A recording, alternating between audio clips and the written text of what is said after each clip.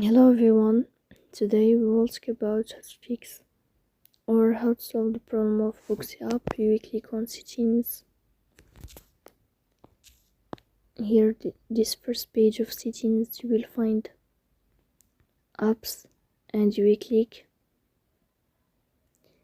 In this page, you will go down until you find Booksy app. Then you will click on first stop and you will click OK. Here, here you will enter the storage.